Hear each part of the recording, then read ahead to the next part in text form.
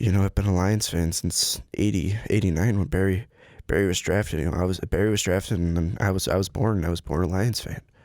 I grew up watching Barry, and then I think the depression really kicked in '98 when he retired, and then in 2003 we drafted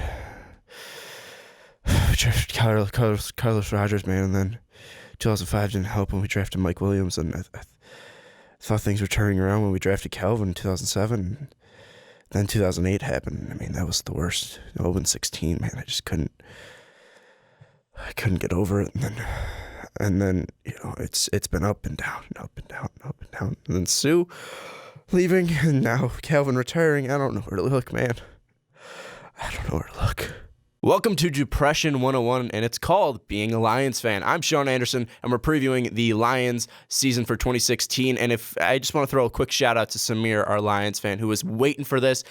I hope that intro lived up to it. I hope all this lived up to it. I was worried about it. Took a couple takes, but we got it done. Now we're going to preview the Lions. And unfortunately, Megatron is gone and off the Lions. We thought he would never leave. Well, we thought he would leave at some point because everyone retires. But we thought he was going to be this mainstay in Detroit.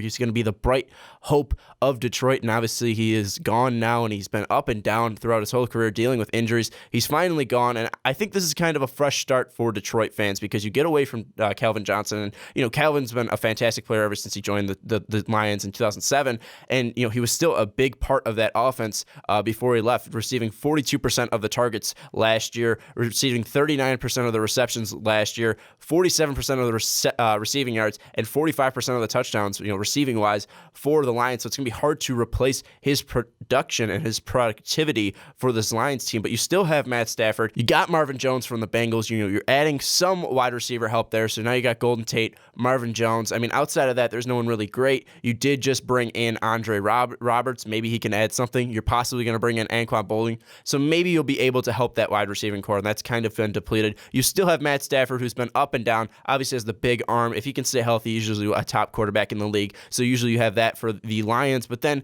again, you look at that line. You brought in Taylor Decker, but that line still needs a lot of help. You look at the tight ends.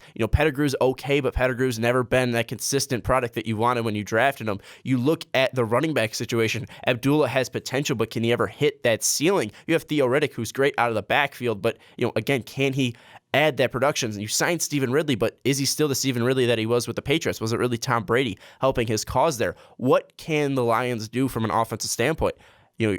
Stafford's going to throw up a lot of yards. Stafford's going to produce a lot of yards. He's going to, be connecting with Golden Tate. But can this be an actual offensive weapon? Can they be consistent? Can they really put points up on the board? And then you look on the opposite side. You look at this defense here, and you got Haloti Ngata, who's not really that great anymore. He's obviously the shell of who he used to be in Baltimore. You look at Ziggy Ansah, who's fantastic off the end, but who is also going to apply that pressure? You drafted A'Shawn Robinson, who I loved and I thought was a steal there, but can he step in immediately and take some pressure off of Ziggy Ansah, or will Ziggy Ansah be lost in double teams for offensive lines? We do not know there. You look at the linebacking core. You got Tulloch, you got DeAndre Levy. Those are two great linebackers there, but again, it's kind of like the Ziggy Ansah thing. Can they produce with their main focus being there? You got Darius Slay on the outside. You got Glover Quinn, and I look at this team, and it's hard to say that this team will be great. I don't think they'll be terrible. I don't think they'll be 4-12, but I think they will be middle of the pack here. They might be able to compete for a wild card spot,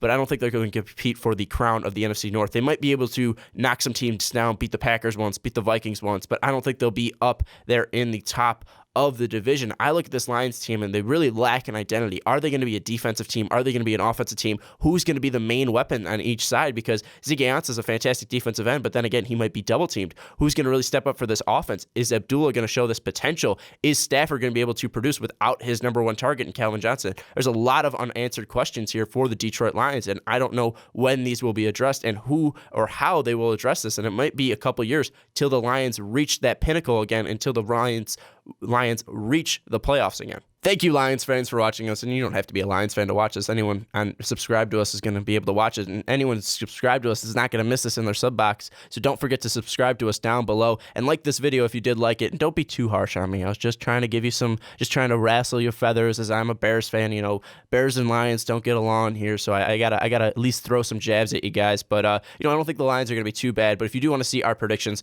vote down below. There's a link in the description to vote to see your team go first. So if you want to see your Lions predictions first when we start rolling those out in July, vote down below, vote for the Lions, vote every day, vote consistently so you can have your Lions prediction go first. The team with the most votes is going to go first, and then obviously subsequently, second team's going to go second, third team's going to go third. You understand how voting works, and you vote for that down below. We'll see how that turns out. But if you do want to follow us on Twitter at Most Valuable Pod. You can follow me on Twitter at Schwarbo. You can find us on Facebook, facebook.com/MVP Sports Network. You can find us on Patreon, patreon.com/Most Valuable Podcast. Donators who donate at least $1 get a monthly podcast, and Brandon, Mike, and I just recorded the one for July, and boy, it was fun. It was probably the best one yet, so if you do want to check that one out, check out the link in the description. You can also find us on Snapchat there, Snapchat at Most Valuable Pod, and if you do, start snapping with us, you're most likely going to see my face, not Ricky. Don't expect Ricky there. Someone expected Ricky, called me some names I cannot repeat. It was kind of weird, and it was not a fun experience. But I will be the person controlling that. So just heads up there when you're watching. But that's gonna wrap up this video for the Lions preview. Thank you so much for watching this, and I will see you next time.